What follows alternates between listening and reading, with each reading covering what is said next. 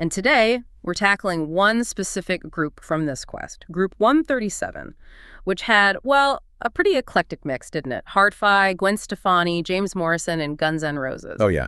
A really strange lineup. And it sets up that classic, reputation versus the actual album situation perfectly. Right. So who actually came out on top in this group? Because it wasn't maybe who you'd guess first. No, definitely not. The winner, advancing pretty comfortably, was James Morrison's Songs for You, Truths for Me. Okay, so what did Green Rocks point to? What made it number one? It really came down to, well, the source used the words pure quality. It wasn't just about one hit single. The whole album felt cohesive. They kept mentioning his really soulful vocals, lots of piano-led songs, tracks like You Make It Real and Save Yourself, kind-specific mentions, real craftsmanship there. And you can't forget Broken Strings, the duet with Nelly Furtado. That was huge. Definitely. The author called that an excellent slice of pop. So, that commercial appeal, done well, clearly counts for a lot here. Okay, so Morrison takes first. Who managed to grab that crucial second spot? That went to Hard-Fi with stars of CCTV. They just managed to scrape through into the next round. And the author immediately had to tackle the genre thing. People call it ska or punk. Yeah, I've seen that. That's confusing. Right. But they also landed on, and I kind of like this, catchy lager pop rock. Huh. Lager pop rock. I like that.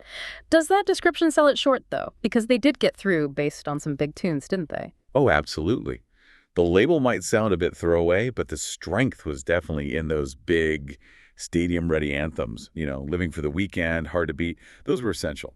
But the source also mentioned that some other tracks, like Move On and the slightly different Middle Eastern Holiday, gave it enough substance to edge out number 3.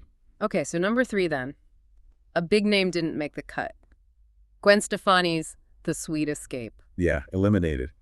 The main criticism seemed to be that it felt, a bit like a continuation of her previous album, LAMB.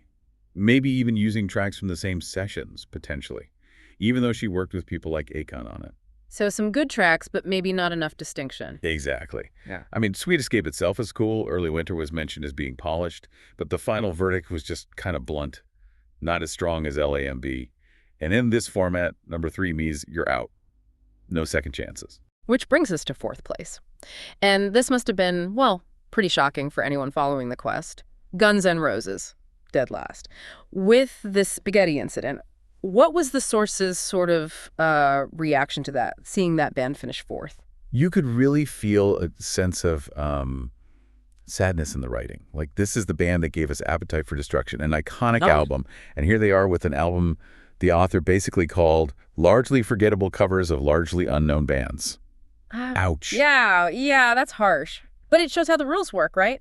Legacy means nothing if the album itself doesn't hit the mark in that. Precisely. Yeah. The source even admitted, the band sounds musically tight as hell on the record.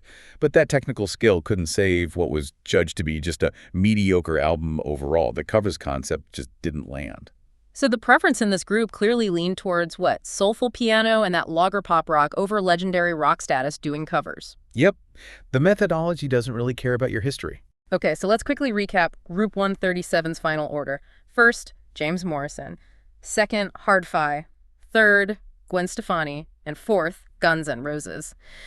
Really shows how in this specific quest, the quality of the release itself just trumped historical weight. Absolutely. And it leaves us with a final thought maybe for you listening. Thinking about these rules, this whole album quest idea, does a covers album, even a really well-executed one by a legendary band, kind of stand no chance against original material when you're searching for the quote-unquote album of all time? What really makes an album the best in this kind of contest? Is it originality above all else, something to chew on?